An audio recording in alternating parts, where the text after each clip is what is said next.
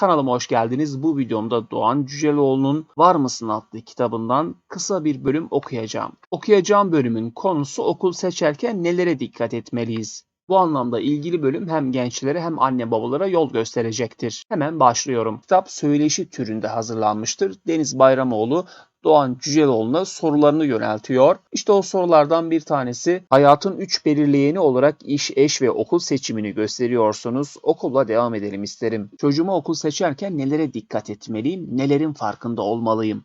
Okul seçerken dikkat edeceklerim şunlar olurdu. Göndermeyi düşündüğüm okulun müdürü ile konuşmakla yetinmezdim. Çocuğumun her bir öğretmeniyle kısa da olsa tanışmak ve konuşmak isterdim. Bir başka dikkat edeceğim konu okula giden diğer çocukların hangi tür ailelerden geldiği, çocuğumun kimlerle arkadaş olacağı olurdu. Bütün bunlara kafa yorarken her zaman bilirdim ki çocuğumun en önemli ve en güçlü eğitimi ailede olmaktadır. Okuldaki yöneticiler ve öğretmenler ailenin içinde olduğu eğitim ekibine katılıyorlar ama temel sorumluluk ailede, yani anne ve babada. Anne babalar çocuğunu önemser ve doğal olarak çocukların geleceğiyle ilgili az veya çok kaygılanır. Anne babanın söz konusu kaygının kaynağının farkında olmasını önemli görüyorum. Genellikle bunun temelinde çocuğunuzun ileride başkasına muhtaç kalmaması, kendi ayakları üzerinde durabilecek hale gelmesi, kendi ailesinin geçimini sağlayabilmesi gibi beklentiler ve istekler yatar. Çocuğun başkasına muhtaç olmasın. Ben bunun vicdani sorumluluğunu hissederim. Elimden gelenin en iyisini sağlamak istiyorum. Ne yapmalı sorusunun altındaki niyet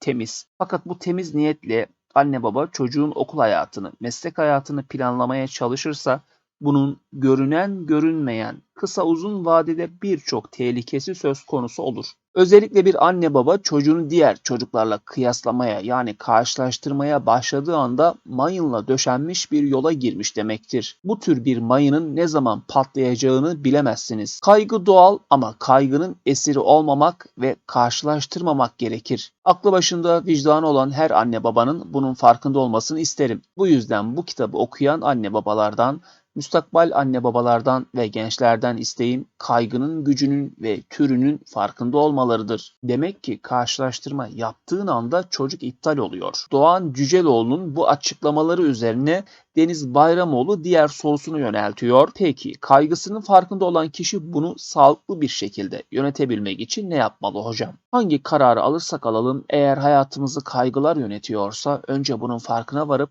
sonra da kaygıların neler olduğunu açık bir biçimde görürsek daha sağlıklı kararlar verebiliriz. İş ve eş seçiminde bireyin kendisi kararları ve tercihleri konusunda daha baskın, daha etkili olmalıdır. Ama hangi okul sorusunu sorduğumuzda lise seviyesinde ve hatta çoğunlukla üniversitede bile hala anne babaların kararın verilmesinde daha baskın olduğunu gözlemliyorum. Bu süreçteki anne babalara karşı niye kaygılısın şeklinde bir yaklaşım yanlıştır. Kaygılı olmak gayet gerçekçi bir tavırdır. Sorulacak asıl soru şudur: seni kaygılandıran nedir? Yani kaygının kaynağının ne olduğunu biliyor musun olmalıdır. Çünkü kişi şayet bu sorunun yanıtını veremez ve söz konusu kaygıdan kendisini bugün kurtaramazsa 20-30 yıl sonra bir bakmış ki o kaygının sonuçları, yani bahsettiğim o mayın tarlası alıp onu götürmüş, hayatını ve dolaylı olarak yüksek olasılıkla çocuğunun hayatını da yönetmiş ama o farkında bile olmamış. Klasiktir. Bunu keşke daha önce farkına varsaydım hayıflanması takip eder. 40 yaşında meslek değiştirenler işte bu mayınların farkına varıp bari hayatımın geri kalanı ziyan olmasın diyerek bir çaba içerisine girenlerdir. Yaşam her an sürekli ve gittikçe artan bir hızla gelişir. Bu bir gerçek mi?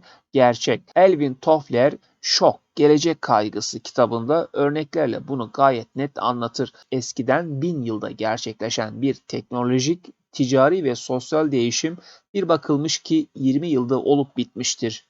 Bu hız gittikçe de artıyor. Bu değişim hızının farkında olalım ve bunu hiç ama hiç unutmayalım. Hocam, iyi bir okul, geçerli bir meslek her zaman başarı ve mutluluk getirecek diye bir garanti var mıdır? Şimdi kaygılı bir kişi şöyle düşünür. Çocuk iyi bir liseye giderse üniversite sınavını kazanma ve istediği üniversiteye girme ihtimali artar. Üniversiteyi, bölümü neye göre seçer? Statüsü yüksek, iyi bir gelir elde edebileceği bir kariyere mesleğe yönlendirip yönlendirmediğine göre okulu o mesleğe hizalanmış olarak görür. Oradan mezun olduğunda hemen bir meslek sahibi olacağını ve buna uygun bir iş bulabileceğine inanır. Bu beklentiler içinde çocuğunu yönlendirmeye başlar. Fakat bu hızlanmış değişim döneminde kişinin yaptığı planlama 10 yıl içerisinde eski önemini kaybedebiliyor. 10 yıl önce aklına gelmeyen bir meslek birden gelişmeye başlıyor, uzmanları oluşuyor, alan farklılaşıyor ve hepsinden önemlisi bu mesleği tercih edenler eskisine göre çok para kazanıyor. Kapsamlı bir değişim var. 1891'den önce basketbol yoktu. Bunun gibi birçok uzmanlık alanı da oluşmamıştı. Daha önce değinmiştim, yeniden özetlememin zararı yok. Hangi alanda olursan ol şunlara dikkat edersen sırtın yere gelmez. Bakalım bu maddeler nelermiş? 1. Yabancı dilini geliştir ve alanındaki yeni gelişmeleri yabancı dilden takip edebilecek duruma gel. 2. İlgilendiğin alanda çalışan kişiler ve kuruluşlarla ilişki kurmaya özen göster ve yazları, stajlar yap. 3. Mesleğinde başarılı olmuş kişilerle tanış, onların güçlü taraflarının ne olduğunu anla. 4. Yani senin eğitimin toplumun hangi ihtiyacını karşılıyor? Okuduğun alan yeni gelişen bir alan mı yoksa yıllardır var olan oturmuş bir meslek mi? Sen bu mesleğe yenilik getirebilecek misin gibi soruları sor. 5. En önemlisi bütün bunları yaparken için ne diyor? Şevkin olup olmadığını, keyif alıp almadığını gözlemle. Öyle ki hukuka yönelmişken bir de bakar ki kişi o dönemde hukukçu olarak çalışmak hiç de akıllıca olmayacak. Bu durumda hukuk bilgisini kullanarak başka bir alana geçmek daha mantıklı hale gelebilir. Her şey değişirken bazı sabitler bulmak gerekir.